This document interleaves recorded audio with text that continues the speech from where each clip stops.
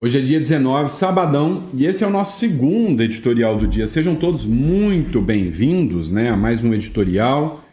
Muita coisa acontecendo e vamos entender um pouquinho, né, o que pode acontecer, qual será o impacto, né, dessas ações do Lula contra o Donald Trump e do Donald Trump contra o Lula. Ou seja, a nossa novela tem um novo capítulo. O capítulo agora é a batalha do Lula contra o Trump.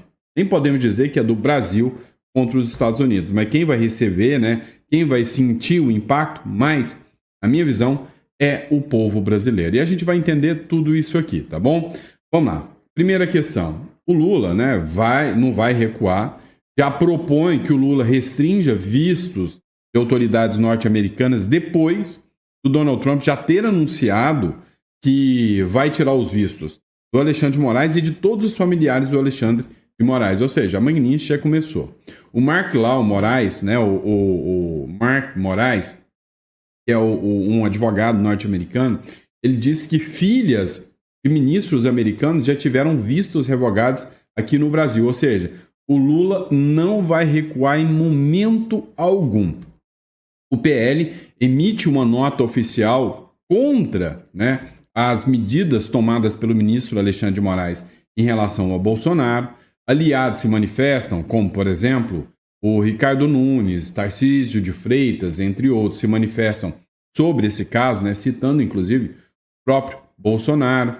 O Dr. Luiz Ovando, também deputado federal, também se manifesta, ou seja, criou, né, hoje um discurso pesado, né, sobre o que aconteceu ontem, que foi a ação do ministro Alexandre de Moraes, que começou um redemoinho.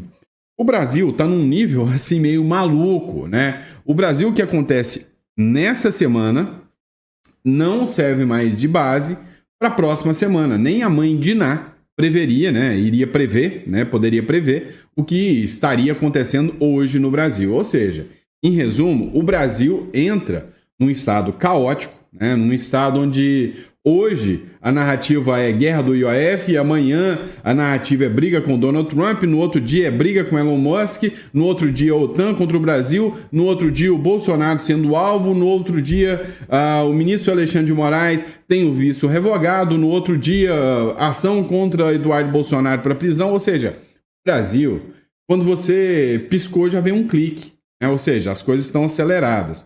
O Eduardo Bolsonaro mandou, né, resposta ao Alexandre de Moraes. Ou seja, a guerra começou. Não tem mais volta.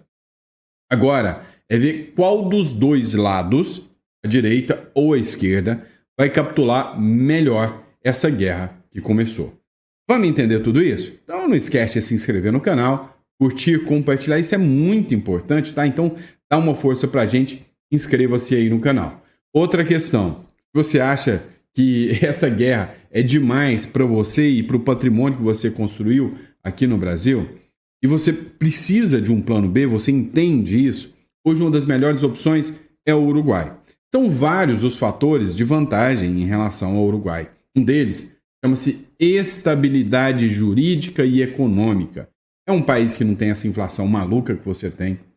É um país que juiz não sai interpretando e inventando lei da cabeça dele.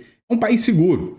Agora, cá entre nós, hoje você acha mais seguro manter o seu dinheiro numa conta de uma estatal, né, de um banco estatal aqui no Brasil, com o Lula entrando em briga com Donald Trump, ou numa conta em dólar dentro de outro país, um país fronteiriço? Você pode atravessar de fronteira seca para resolver questões. Qual é a melhor opção? Então, se você acha que isso é interessante, ter a residência legal no Uruguai é interessante, entre em contato conosco e a gente vai estar aqui para melhor te atender, pode ter certeza disso. Combinado? Vamos para cima? Vem comigo. Vamos de informação que você precisa entender essa loucura toda que se tornou a República das Bananas. Vem comigo. Pois é, você achou que eu não ia aparecer no sábado para conversar sobre essa loucura toda? Não tem jeito. O Brasil não para. Dá uma olhada nessa matéria aqui, ó. Foi o Paulo Matias quem fez a publicação. Os ministros vão propor a Lula restringir vistos de autoridades dos Estados Unidos. Nossa, eles vão morrer, né? Afinal, não vão poder visitar aqui o Beto Carreiro World, enquanto os ministros do Brasil não vão poder visitar, né, o Mickey.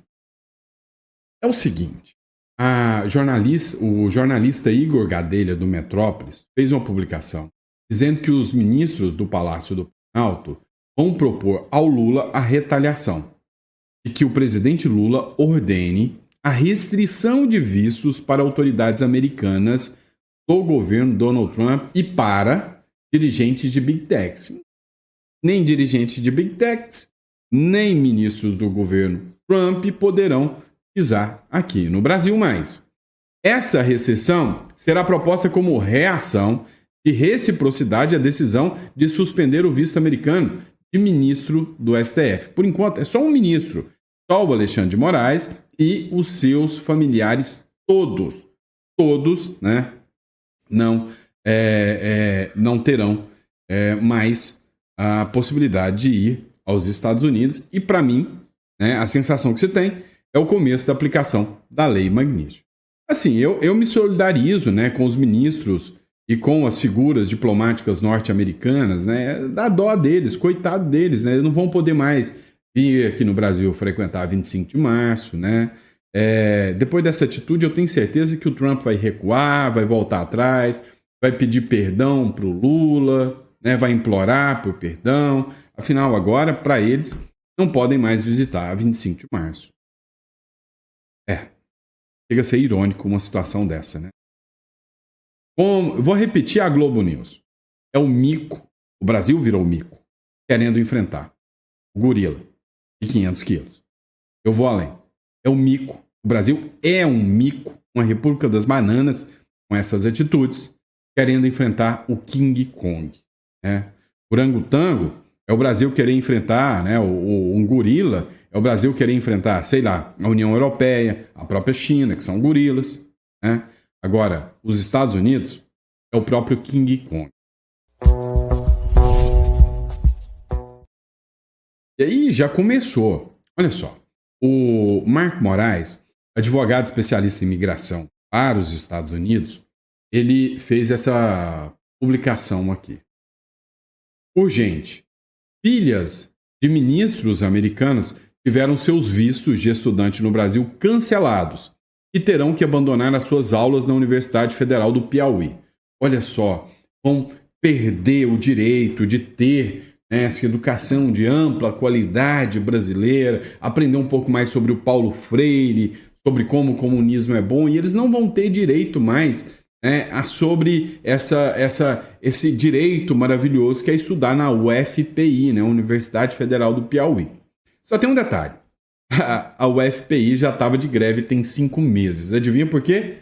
Falta de cascalho, din-din, cuscuz, que o Lula não cumpriu sua promessa. Então, agora, né, os ministros, figuras, né, norte-americanas, não poderão ter mais visto de estudante e vão perder acesso a essas aulas maravilhosas que são ensinadas no... Mais uma vez, minha solidariedade aos ministros norte-americanos. Agora, ironia à parte, né? Uma coisa que vai mudar muita coisa para a vida deles. Vamos entender um pouquinho isso aqui. A nota do PL sobre as decisões do ministro do Supremo, Alexandre de Moraes. Vamos falar sobre isso aqui, porque é algo que merece uma discussão maior, merece, né, uma análise maior. A nota diz o seguinte: o Partido Liberal, o partido de Bolsonaro, manifesta estranheza. Estranheza de onde? A gente sabe o que ia acontecer, né? Manifesta estranheza e repúdio diante da ação da Polícia Federal realizada nesta sexta-feira.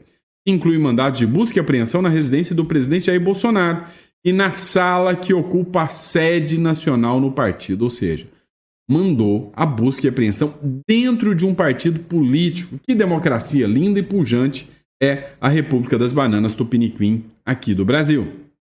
Se o presidente Bolsonaro sempre esteve à disposição das autoridades, o que justifica uma atitude dessa? O PL considera a medida determinada pelo Supremo Tribunal Federal desproporcional, sobretudo pela ausência de qualquer resistência ou negativa por parte do presidente Bolsonaro em colaborar com todos os órgãos de investigação. E afirmamos a nossa confiança no presidente Jair Bolsonaro, seu compromisso com o Estado Democrático de Direito e com a verdade. Nota publicada pelo Valdemar da Costa Neto. E aí sempre tem, né, aquele petista que aparece lá. Ai, é ex-presidente, não é presidente, é ex-presidente. O Bolsonaro é o presidente de honra do partido, meu Deus do céu. Então ele está se referindo ao presidente de honra do partido. E não ao ex-presidente da República.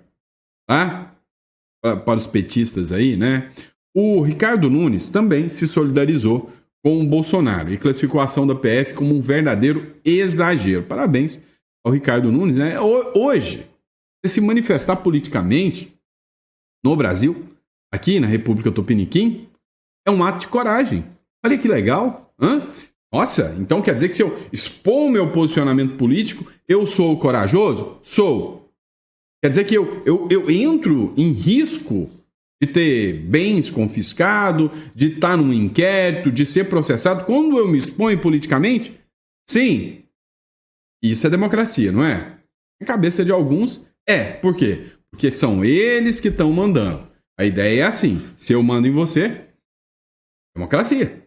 Mas se você manda em mim, é uma ditadura sem vergonha, fascista, neoliberal, uma tirania, né? Uma ditadura dos opressores colonialistas sujeitos às ordens dos norte-americanos. É assim que a galera, né, das universidades aí, a galera da militância de redação trata, né? Então, é assim. O prefeito de São Paulo, Ricardo Nunes, prestou solidariedade nesta sexta-feira a Jair Bolsonaro após o ex-presidente ter sido alvo de mandados de busca e apreensão da Polícia Federal. Entre as medidas contra o Bolsonaro, a gente pode citar o uso de tornozeleira, proibição de usar redes sociais, também tem a proibição de chegar perto de embaixada, a proibição de conversar com o Eduardo Bolsonaro e outros que são réus de processo do Supremo Tribunal Federal. Também não pode ter redes sociais. Vamos lá. Bolsonaro é forte onde? Nas redes sociais. Não pode nem piscar nas redes sociais. Daqui a pouco, quem publicar algum vídeo do Bolsonaro em redes sociais, já era, né? Já Elvis, vai se lascar. Daqui a pouco, ou melhor, já é parte integrante dessas decisões, o Bolsonaro não pode nem dar entrevista mais. Fernandinho Beiramar podia dar entrevista. Quer saber de outro? Lula, de dentro da cadeia, pôde dar entrevista. Quer saber outro? Suzana von Richthofen. Ela fez nada demais, né? Podia dar entrevista de dentro da cadeia. Tem um caso aí do Drauzio Varela lá, onde ele deu uma entrevista, abraçou e se solidarizou com uma presa, né? Que era trans, que estava dentro da cadeia. Vocês lembram disso? Só porque ela estrangulou, matou e abusou de uma criança pequena. Mas ela pôde dar entrevista. E ainda foi tratada como pessoa injustiçada e recebeu o abracinho. Mas o Bolsonaro, mas esse criminoso, sem vergonha do Bozo, não pode dar nenhuma entrevista. Deu para vocês entenderem, né? O nível da democracia brasileira. Isso é que é democracia, né? O doutor Luiz Ovando, que é um deputado federal, ele se manifestou sobre essa publicação, essa ação, né, da Polícia Federal contra o Bolsonaro. Acompanhe aqui. Agora, Bolsonaro com tornozeleira. Eu quero dizer para você que há uma acusação tendenciosa, falaciosa, de que Bolsonaro é o financiador que atinge a soberania nacional. Só alguém transtornado do ponto de vista cognitivo para poder aceitar esse tipo de situação. O que Bolsonaro tem defendido é exatamente a justiça, que as coisas sejam e caminhem por um processo judicial adequado. Isso não tem acontecido.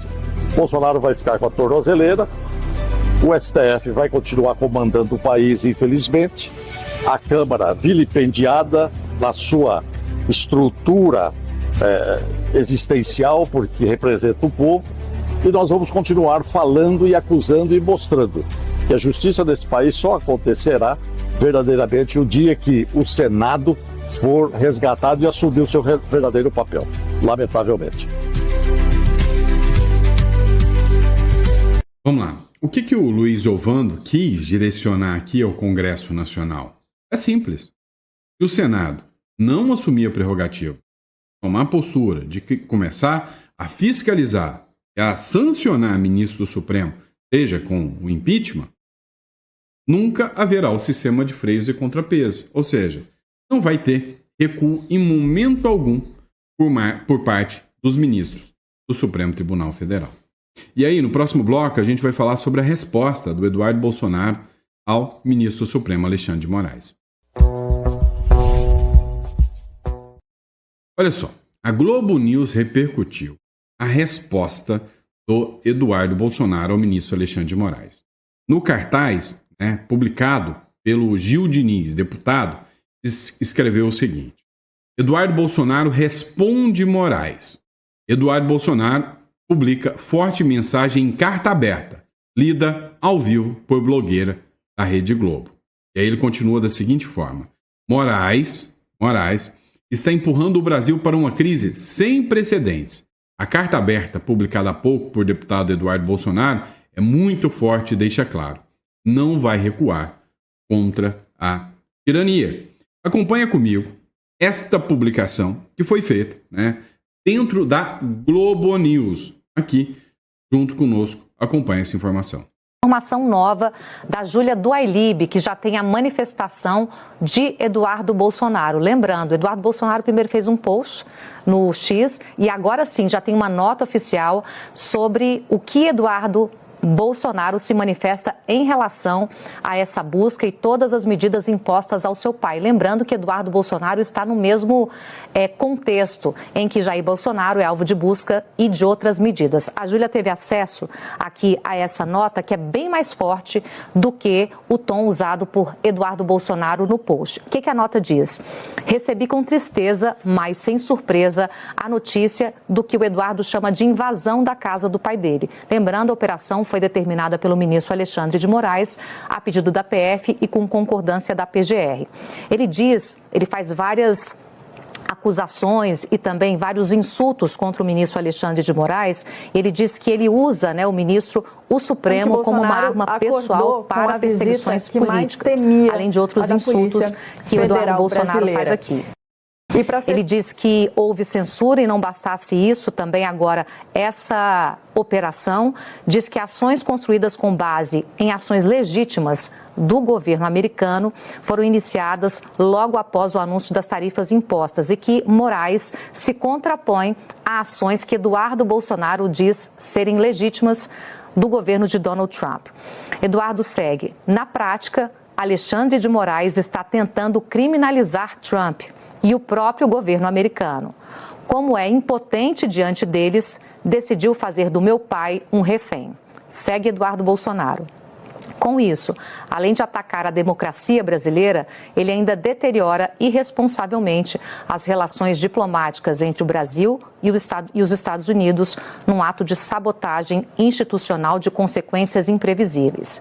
Ele termina a nota falando que Moraes precisa entender que suas ações intimidatórias não terão mais efeito, que não vão parar, no caso, a família e os militantes, e que silenciar Bolsonaro não vai calar o Brasil. Ele termina dizendo que ele e milhões de brasileiros, ele que está lá nos Estados Unidos, como deputado licenciado, estão cada vez mais firmes, mais conscientes e mais determinados até que a nossa voz seja ensurdecedora. Está aí a declaração de Eduardo Bolsonaro. Tem informação... Pois é, vocês viram a declaração aí do Eduardo Bolsonaro, E, sabe, a Rede Globo vem repercutindo. Inclusive, o Eduardo Bolsonaro, que foi ridicularizado, pela Rede Globo, pelos ministros do STF, parece que agora o discurso já não é mais o mesmo. Até o Guga Chakra, de esquerda, ele falou que as ações do Donald Trump colocam a esquerda e a própria imprensa brasileira em desespero.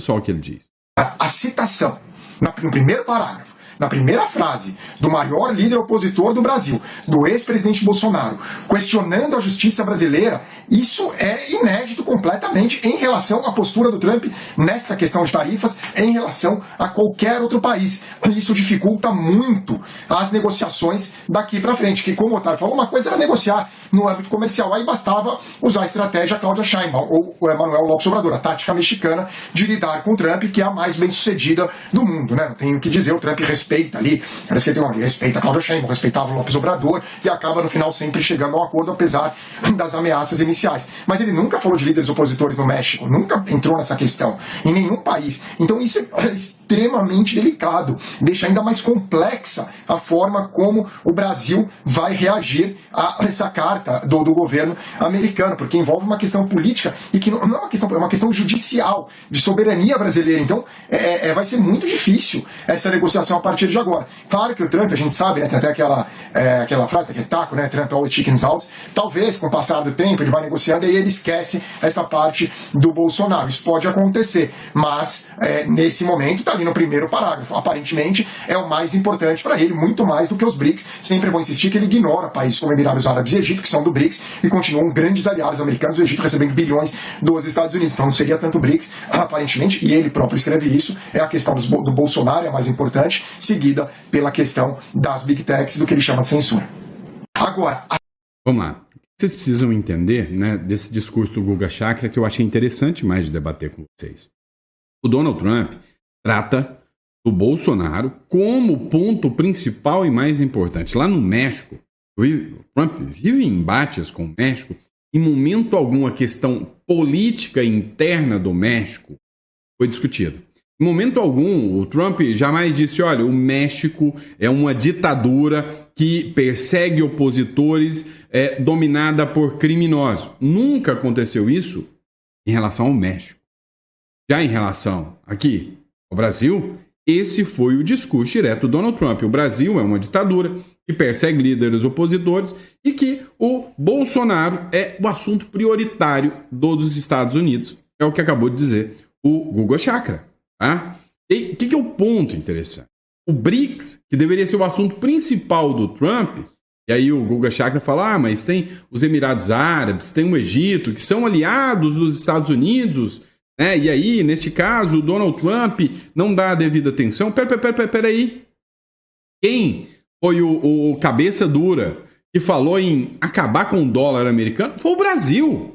O Lula é o mais radical de todos os integrantes do BRICS. Vocês não entendem o quanto o Lula é uma figura perigosa do ponto de vista internacional. O Lula é o mais radical nesse discurso anti-americano. E o cara tá aqui do lado. Tipo assim, para um míssil norte-americano chegar aqui no Brasil, é um peidinho de velha. É no minuto. Entenderam? Então, assim, é perigoso ter um presidente tão obcecado, tão ideologicamente enraizado como o Lula contra outro, que também é doido. O Donald Trump também é outro maluco. Só que o cara tem um ideal, tem questões ideológicas totalmente contrárias ao Lula. Tá? Então, o Lula tem que entender que ele, perto dos Estados Unidos, é um nada. O Brasil não tem essa capacidade bélica, não tem essa capacidade econômica, não tem essa capacidade de mobilização, não tem essa capacidade de respeito e repúdio em relação aos demais. Já se fala em Brasil fora do BRICS. Entenderam? Nem a turma dos ditadores, dos BRICS, estão querendo ficar junto do Lula, porque o Lula, além de tudo, é aquele radical doido. Né? Sempre teve ali na 5ª série da escola, sempre você deve ter visto, né? Que tinha aquele malinha que enchia o saco de todo mundo, que era aquele moleque que era, tipo assim, o tampinha ali, mas que se achava alguma coisa. Até que um dia, o quietinho da sala vai dar um tapa na orelha dele e ele se cai na real, não é? Então, é o Brasil, é o tampinha mala que tem dentro da sala de aula. É isso. Então, os outros já estão olhando e falam, esse tampinha vai arrumar problema pra gente. Vamos isolar ele? Porque antes eles pensavam, não, o Brasil vai chegar, vai dar uma roupagem nova, uma cara nova pro BRICS. Mas agora não, agora a visão é... O Xi Jinping olhou e falou, esse tampinha vai dar trabalho para nós. O Macron, eu sou amiguinho, não é do BRICS, tá, o Macron. Mas, não, sou amiguinho do Lula. De repente, não tô querendo liberar o Lula mais não. Entendeu? O Lula tá indo do lado errado. E aí, quem é que tá querendo ficar do lado do Lula? Outros tampinhas brigões. Vamos lá, o Irã vivia falando para todo mundo, nós somos poderosos, não sei o quê. Bastou 12 dias de Israel e um dia de Estados Unidos na cola deles, acabou a guerra, se esconderam. É o tampinha chato, caçador de briga. E o Brasil, o pior de tudo, o Irã ainda sabe brigar um pouquinho. E o Brasil, que só sabe pintar meio fio. é pior ainda. Vocês entenderam o tamanho do problema? Né? O negócio é preocupante, mas preocupante mesmo. Então essas retaliações do Lula, nós não estamos falando de questão bélica, mas essas retaliações do Lula de questões econômicas, cara, é o mico. Tá? É o mico brasileiro enfrentando o King Kong, não tem jeito. Tá? Então, o Guga Chakra, o cara pode ser esquerdista, mas ele não é besta.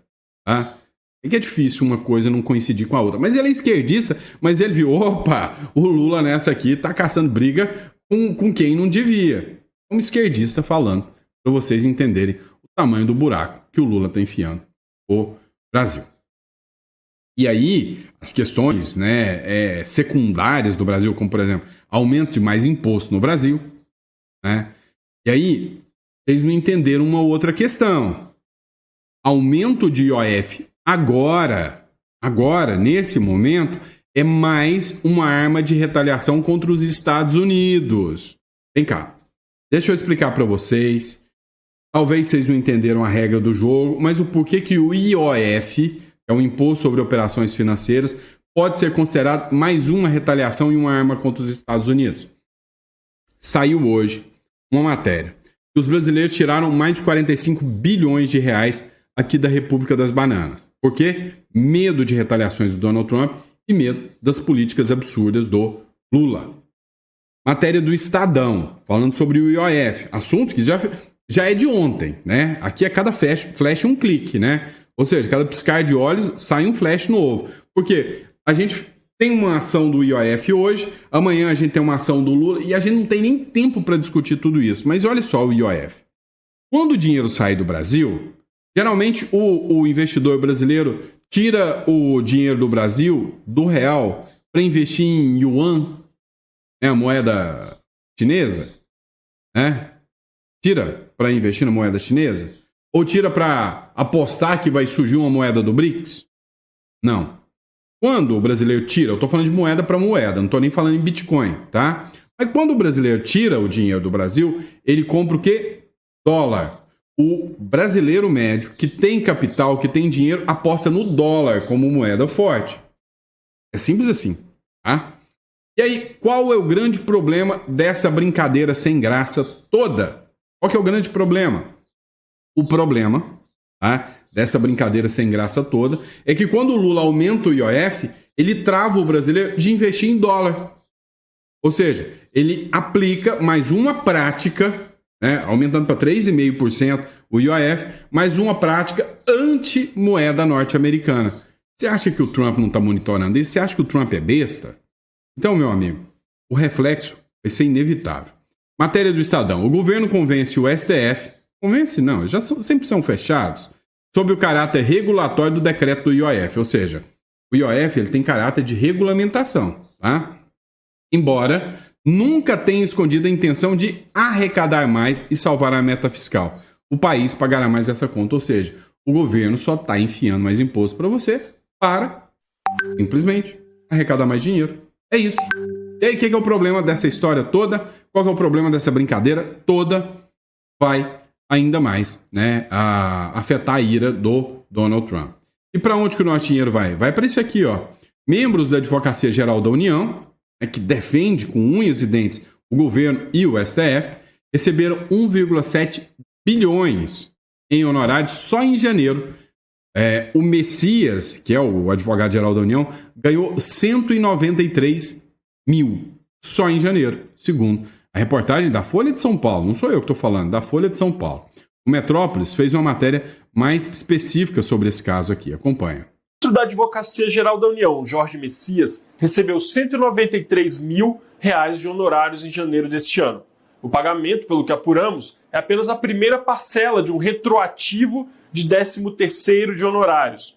Sim, honorário agora tem 13º. E sim, o retroativo vai até o ano de 2016. Os dados sobre esses pagamentos só se tornaram públicos nesta quarta-feira, depois de 8 meses de hiato na divulgação desses pagamentos que são feitos aos integrantes da AGU. Os honorários são pagos aos advogados públicos quando a União vence ações na Justiça. Eles vêm sendo distribuídos desde 2016, após um projeto enviado pela ex-presidente Dilma Rousseff. Jorge Messias, aliás, ficou conhecido nacionalmente naquele mesmo ano, quando foi citado por Dilma no áudio em que ela o chama de Messias durante a crise do impeachment. Segundo nós apuramos, esse valor recebido em janeiro foi apenas a primeira parcela do pagamento retroativo, referente a esse 13º salário dos honorários. A segunda parcela foi paga agora no começo de julho. A divulgação desses pagamentos ocorre no momento em que o governo Lula promete combater os chamados supersalários e os penduricalhos no serviço público. Essa semana, a bancada do PT apresentou um projeto de lei na Câmara para limitar esse tipo de pagamento. Apesar disso, os valores recebidos por Jorge Messias contrastam com esse discurso. Em nota, a AGU negou que tenha imposto sigilo sobre esses pagamentos e disse que todas as decisões sobre os honorários são tomadas por um conselho independente, o CCHA, inclusive esses que dizem respeito aos pagamentos recebidos por Jorge Messias. A própria nota do CCHA menciona itens como competências anteriores, auxílio saúde complementar e auxílio alimentação complementar, mas não explica direito do que se trata. A AGU também informou que Jorge Messias é advogado da União desde 2006 e que os critérios usados para o pagamento dele são os mesmos aplicados a outros servidores da carreira. O ministro da Advocacia... E o que acontece? Bom, a gente paga os impostos para isso. Então eles querem te convencer que a arrecadação maior para fazer coisas pela população mais pobre. Mas vem cá, quem recebe 193 mil só de extra não é pobre.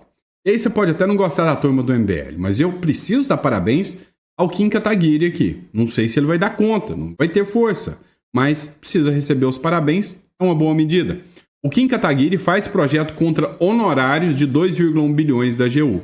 O deputado federal Kim Kataguiri, que é do União Brasil, lá de São Paulo, ele apresentou um projeto de lei. E nesse projeto de lei, ele quer extinguir o pagamento de honorários advocatícios diretamente a advogados públicos federais da Advocacia da União, né, a AGU. Até agora, nesse ano, esses honorários já somaram 2,1 bilhões atribuídos a cerca de 8 mil advogados. Cara, é a farra com dinheiro público, é o governo que luta pelos ricos, ou melhor, luta contra os ricos, ou melhor, defende os ricos. Ah, cara, tá difícil de acreditar na narrativa do governo, porque é um bando de rico enganando os pobres, dizendo que estão interessados em defender os mais pobres. Mas, na verdade, só estão interessados em mais benefícios, em mais regalias e mais salário gordo e muita mordomia. Tenho dito. Obrigado, pessoal. Que Deus te dê uma mesa farta, repleta de bênçãos para você, para toda a sua família nesse sabadão. E a gente volta, tá? Mais um editorial para vocês, lá para as 4 horas da tarde ou às 7 horas. Hoje é sabadão, a gente precisa de um time a mais, tá bom? Abraço, fica com Deus e até o próximo editorial.